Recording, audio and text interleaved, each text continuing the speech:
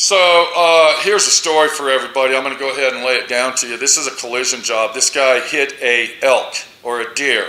He came over to the shop and wanted to rent a U-Haul truck, and he noticed that I did paint and body work, collision work, and I said, well, I do collision work. I can fix your truck for you. Well, this guy's in Montana. That's where he's from. He had to get back home. He had his truck with him full of stuff. So he rented a truck from us, and then he decided to go ahead and leave his truck here for my friend Pete, Southwest Paint and Body, to fix his vehicle. Now, first of all, I really don't have time to fix his truck. I got all this other stuff here. I was actually doing him a favor by offering to go ahead and leave your truck here. I can go ahead and fix it. We'll get your truck fixed. It'll be all brand new, and everything will work out great for you. So he goes ahead and says, fine, we'll go ahead and do that. This is awesome that I ran into you. You seem like a trustworthy guy, blah, blah, blah, on and on and on. Before I go any further, I'm gonna let you know, I've been in business for 43 years. I've never screwed anybody around in my life. Most of the work I do very reasonably priced. When I write estimates up, I don't overcharge. I don't add other shit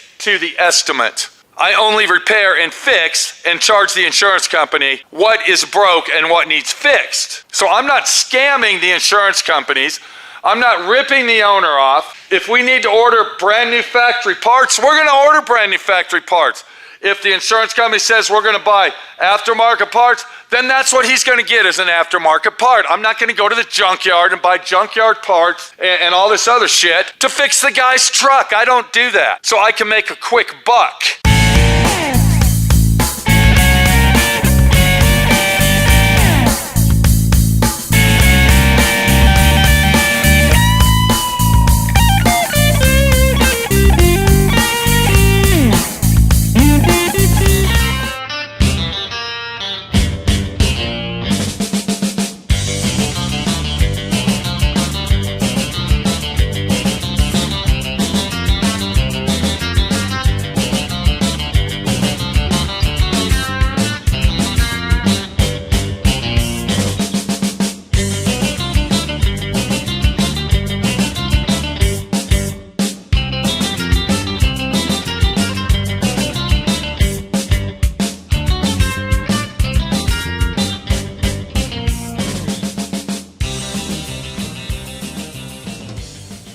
So he actually wrecked his truck approximately 4 or 5 days before Christmas, about a week before Christmas. And we're out here in Moab, Utah, which is a very small town out in the middle of nowhere. To get parts for this vehicle, I have to basically order everything. Everything has to be ordered. So to order all the parts for this vehicle has got to come from either Salt Lake City, Denver, Colorado, Salt Lake City, Utah, Denver, Colorado, or possibly Grand Junction. There's a Dodge dealership in Grand Junction. I actually have an account with them. I can order parts from them. I've already talked to them. One of the parts that's on serious back order is this thing right here. Do you see this? This is called an intercooler. This is an intercooler for the diesel engine. So I've already called 2 dealerships on that, and they claim it's on back order. Grand Junction said that they can, possibly find one. Hopefully, we don't know. So to fix a vehicle like this in a small town that I live in, that's an example. It takes 2 to 3 weeks. I don't live in Dallas, Texas anymore. I don't have access to all the nuts and bolts and pieces and wire harnesses and frame structures, okay, that I used to have in the big city. And that's how any collision shop is in small towns. So this guy decides that he's gonna call the insurance company and tell the insurance company that he wants the check sent to him and that he will dividend the money to me as I need it. So I'm supposed to take $10,000. This is a $14,000 wreck that you're looking at here, people. $14,000, but hold on, we're not done there. It's only $2,000 in labor. Everything else you see here, plus the paint supplies, that's how much it is. $12,000 worth of shit. So this guy decides, I don't know him. I'm in Montana. Who, for all I know, he's gonna keep the money and put my truck out on the road, and you send me the check. So he calls me up and he says, they're gonna go ahead and draft the check into my bank account. And I said, well, why are they doing that? Well, that's the easier way that I can just give you the money out of my bank account. Well, when I woke him up and I told him, I said, okay, so they're gonna write you the check for $14,000. You're gonna have to pay the taxes on it, not me. What? What are you talking about? If they're gonna make a check out to you for $14,000, you're the one paying the taxes on it. They're gonna give him a 1099. They're gonna give him a 1099. You can pay your own fucking taxes and fuck off. So all of a sudden, oh, whoa, hold on. I don't want to do that. I don't want to do that.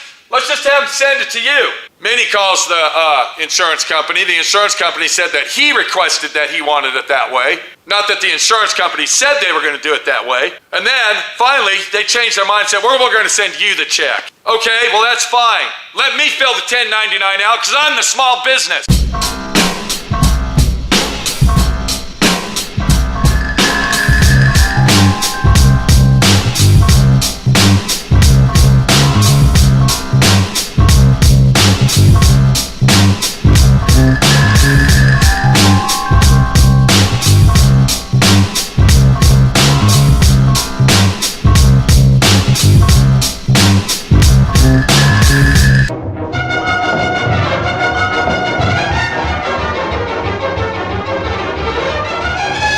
This guy lives in California. His car's sitting right here. That guy is in Bristol, England. And I am building his car. This guy is in New Jersey. And I am building him a show car. I have never met this guy in my life. Never. I don't even know what this fucking guy looks like. I've never met him. I don't know what he looks like. If I saw him walking down the street, I wouldn't even know the guy. The only time I've ever talked to him on the phone is probably 5 fucking times since I've had his car. And all I do is text back and forth. I don't even know this fucking guy. This guy lives in England. I met him one fucking time. He came out here to look at the car after we bought it. Never seen him again in my life. Am I buying parts for this car? Yes, I am. I'm buying parts for this car out of my fucking money. I put it on his invoice. Am I buying parts for the Mustang? Yeah, I'm buying miscellaneous parts that I need that he's not supplying, and I'm putting it on his estimate. The owner of the vehicle, I call him on the phone, we need this part. Okay, here, Pete, let me order that and I'll get it sent to you. Here's this piece right here. Here's the door latches. When you get to that point, you got them. I don't take money up front. I don't tell people, this is going to cost you $50,000 and I want $25,000 up front. The only time I collect money on a vehicle is after I do some fucking work to it. That's it.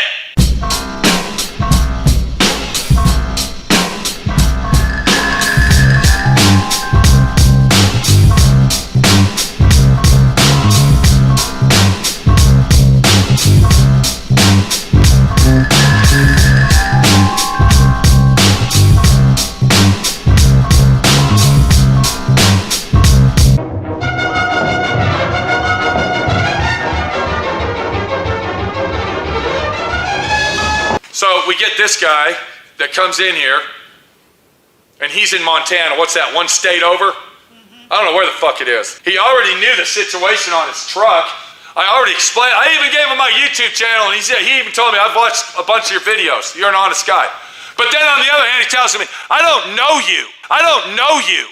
I don't know you. That's why I'm being frugalist and furious that I am being like. Well, guess what, buddy? Get your truck and get the fuck out of my shop. I don't need you, and I don't need your job. And we don't know you.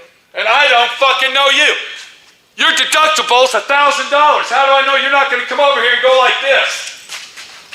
That doesn't look right. Something's wrong here. What's this? What's going on? Did you put my brakes on? Why ain't the brakes? What's going on? Do I really know? I think you should go ahead and just let me have that $1,000. Because that's what they do, am I right? Absolutely. That's what people do. I don't know you, but now I do know you because you told the insurance company that you want the check and you're going to give me the money, and then you're fucking accusing me of shit that you told me of parts that are broke on here. I don't see no circuit board busted. I don't see anything green that says specific, that says fucking ABS brakes. Where? Show it to me. I'm asking this question. Why didn't he fix his own truck since he knows all about it? So you get to the point, you've already got in an argument with the owner. Now you're not going to work on it for sure. There's no way. There is no way I am going to work on his car. Am I right or wrong? Absolutely. What would you do? I wouldn't work on it. So what I'm gonna do is I'm gonna bolt all the pieces back on his truck, just like it was, and he can get the motherfucker out of here, and he's damn lucky I don't charge him inside storage while it's here and breakdown time. I would. Okay? I would. I just can't believe that this guy, I mean, not just this guy, this is how everybody is. That's right. Everybody wants to be paid to wreck their fucking everybody, car. and it's not just that. I don't know if he wants to be paid to wreck the car. I don't know if he He wants his $1,000. I don't know if he wants to say, He's gonna want it, I guarantee oh, I can you. tell already. He's already gonna nitpick the son of a bitch and look at Every it. person that has a deductible wants to keep it. They don't want to pay for their wreck. And then, then he starts They telling want me, to be paid to wreck their car. and then he wants me to put the brake pads on his truck. That ain't part of my deal, dude. Go to a And then he wants to have a bumper sent here, one of these big bumper guards. He wants me to put that on, which I'm sure he would pay me. But the deal is, I don't have time, dude.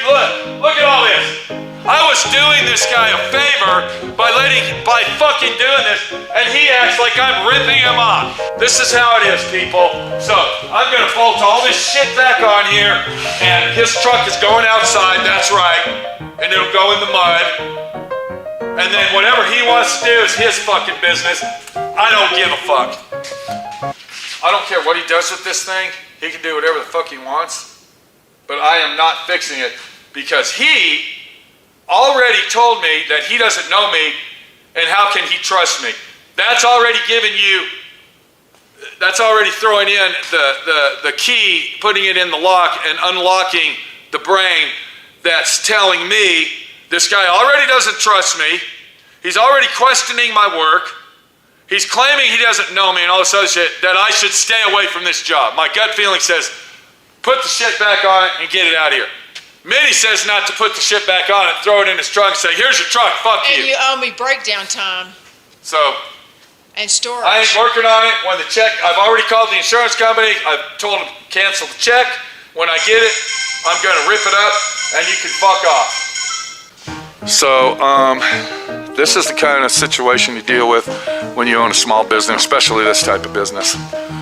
I got people that's got, this guy over here, he's invested close to $1,000 in that Camaro already, $1,000. And it's sitting at my shop.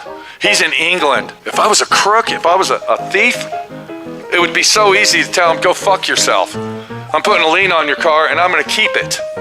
Matter of fact, you know what? I think I got the title of this car. I think I actually have the title, clear title of this car. Unfucking believable. Unbelievable that people are that way. Unbelievable. This is a diesel truck, did I tell you that? Go look what I did to it. Go up there. I went ahead and put the intercooler back on. I went ahead and put his bumper on, fuck the rest of the part. And let me tell you something else. I talked to our buddy up there, the other collision shop owner, Ryan. He said I'm doing more for this guy than he would have done. Am I right?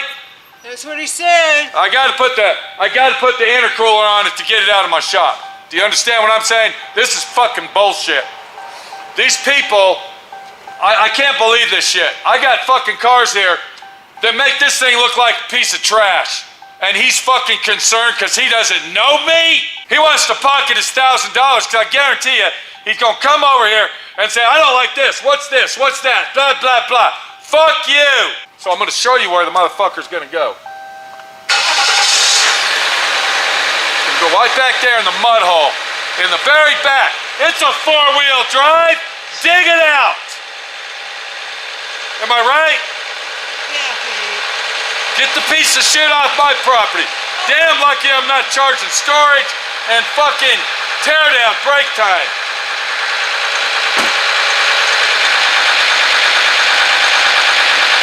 So I'm gonna go ahead and put it in the back, way back in the mud. And then I'm gonna take a picture of it and then I'm gonna tell him, come get it. And when he gets stuck back there, unstick it yourself. All right, because you stuck it in mine and I gotta get it out of me. So figure it out, call a wrecker truck, bitch. It's bullshit. Treat me like shit. 43 fucking years in business. Look at me, come here. Steve, let me go on. 43 years in business. business. I got cars here, people got hundreds of thousands of dollars in, and he's concerned that he doesn't know me. That's a sign right there that he's already trying to scam me. He wanted to send that fucking bumper over here. It ain't happening, bitch. I'm not fucking doing it. I ain't doing it. What are you doing? Turn this off. Go, Pete. Why don't you throw me back in the hole? Quit screaming. Throw me back in the hole, please. Yeah. Come out here. Shut up. Come on out here. Watch this. Watch what I'm gonna do. Come on. Don't mess up my garden, Pete. Come on out here. Watch what I'm gonna do.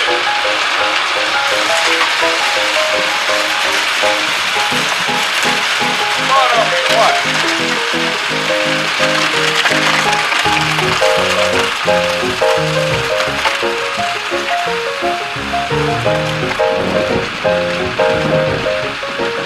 Don't hit the water faucet.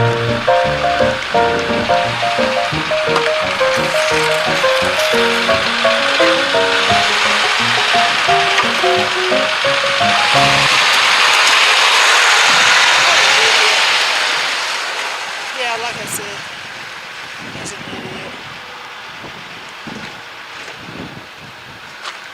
Even though this guy's a jerk and this guy is like, I don't trust you and rah, rah, rah, rah, rah, I'm not gonna sink to his stability of standing up on two fucking legs. I didn't put it in the mud puddle. Did you see what I did? Did you watch me? It's over on the side of the building here, where when he comes and gets it, he can get it out. I'm gonna text him a picture. Here's your truck. I would have put it out there on the highway. You got 5 fucking days, you got 4 days, you got till Friday to come get it for free. After that, it's $50 a day storage. That's how it is. Can I turn it off now? Back to restoration. Back to the restoration. I'm acting like a child. Can I turn it off now? Ain't nobody acting like children. Yeah, you are. Okay, it's bullshit.